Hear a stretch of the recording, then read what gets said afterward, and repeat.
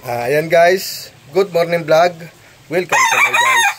Nagbabalik na naman si Asyong TV. Ano guys, isang mapagpalang araw sa atin mga kasabong, sa ating mga kabakyard. Ipapakita ko itong guys, yung bakla ko rito na spangle.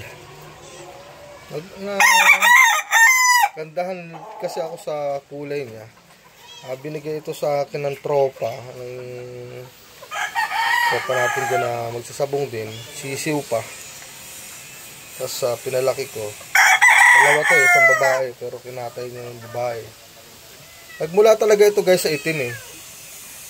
Kung natatandaan ko, meron ako dito binabaeng itim na 2 times winner din.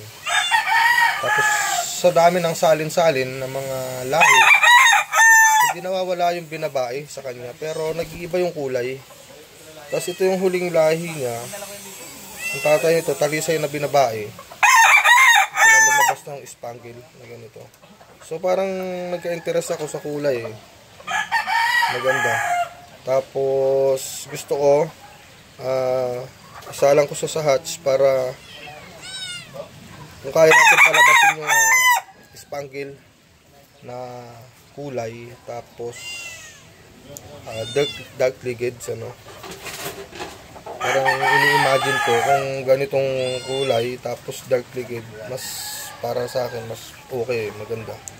Kaya lalagyan natin siya ng itim muna. Tapos pag may napalabas tayo doon na itim na batik-batik gaya nito, papasukan naman natin siya ng hatches para sa susunod baka mapalabas na natin yung ganito na dark leggeds na. Okay, yun lang guys. Thank you sa kunting share at kaalaman. Thank you for watching guys. Peace out.